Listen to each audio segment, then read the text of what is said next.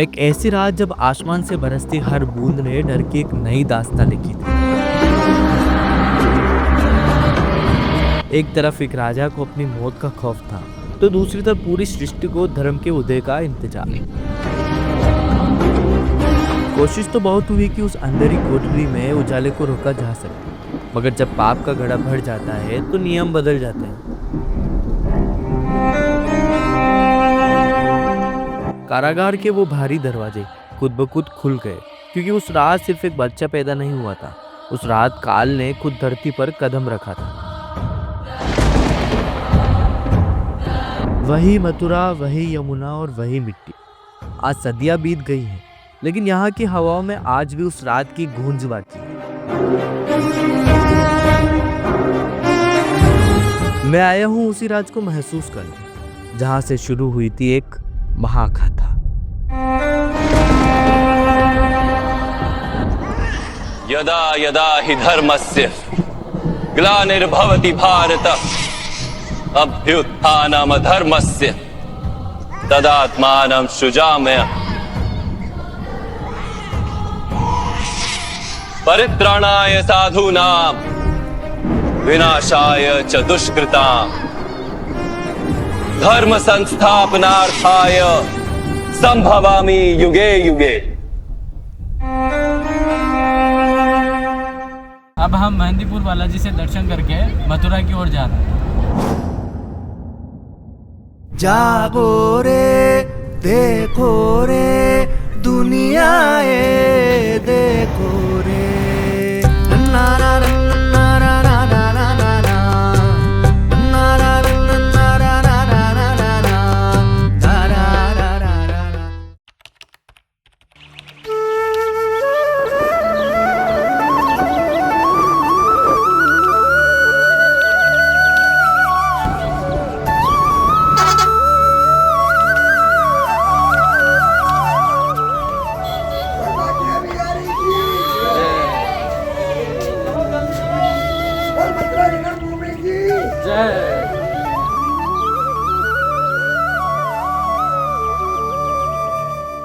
आज है हमारा 8 दिन 8 धाम की यात्रा का डे फर्स्ट और एपिसोड 2।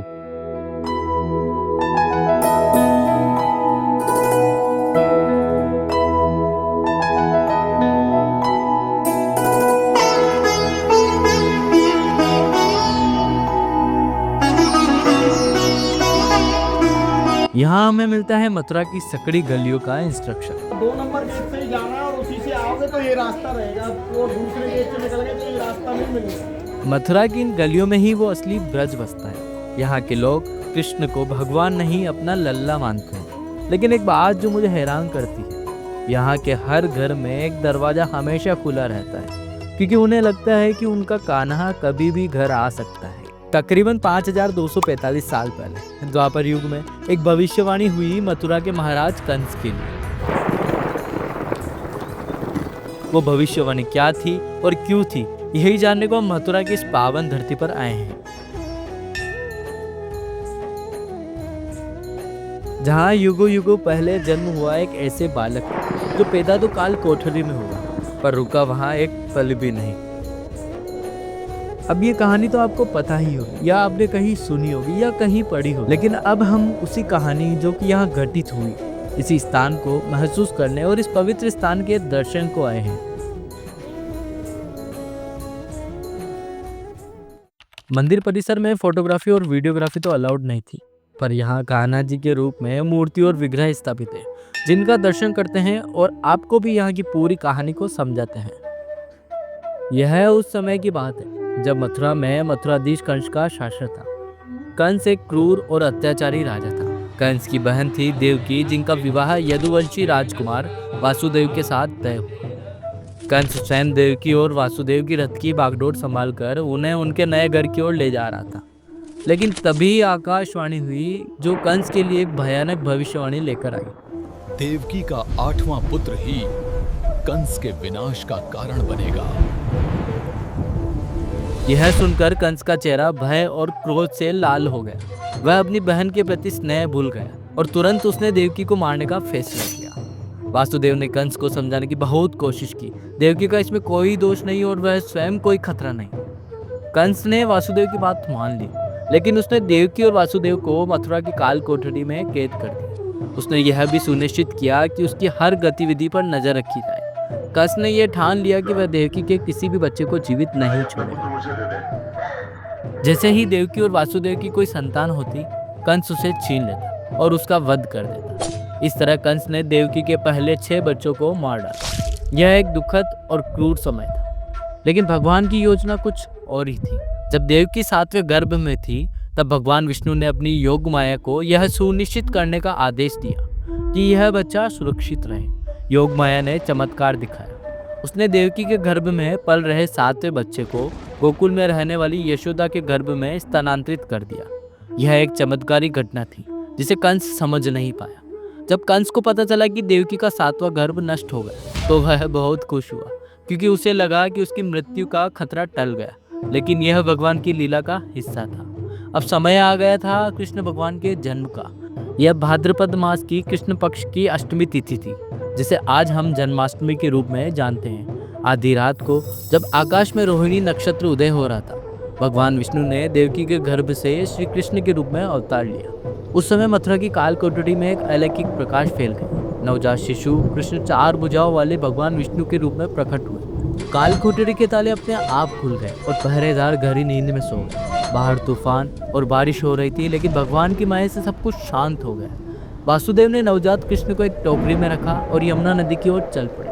यमुना नदी उफान पर थी, लेकिन जैसे ही वासुदेव जी नदी में कदम रखा, यमुना ने अपना जल स्तर कम कर दिया और उनके लिए रास्ता बना दिया। शेषनाग ने अपने फन फैलाकर कृष्ण और वासुदेव को बारिश से बचाया। यह एक अद्भुत दृश्य था, जिसमें प्रकृति भी भगवान की सेवा में लगी थी। कुछ इस तरीके से कृष्ण भगवान का जन्म हुआ। अब हम यहाँ से जाने वाले हैं वृंदावन को। और वृंदावन, रात को वृंदावन क्या ही बताओ, क्या ही वाइब थी। रुकिए थोड़ा इंतजार करना पड़ेगा। उससे पहले हम जाते हैं शाम को लोटस टेम्पल को। लोटस टेम्पल की खूबसूरती देखने। लोटस टेम्पल में एक गुफा का निर्माण किया गया। यहाँ पर कृष्ण भगवान की सभी लीलाओं को दीवार पर कलाकृति के माध्यम से बड़े खूबसूरत ढंग से दर्शाया गया है।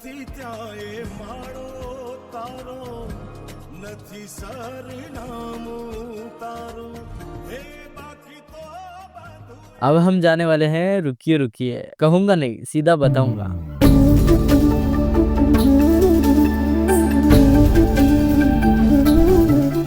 ऐसे ही इसे प्रेम मंदिर नहीं कहते। यहाँ भीड़ और शोर में भी शांति है और खूबसूरती तो होनी ही है। आखिर राधा कृष्ण जी का प्रेम जो था वृंदावन में।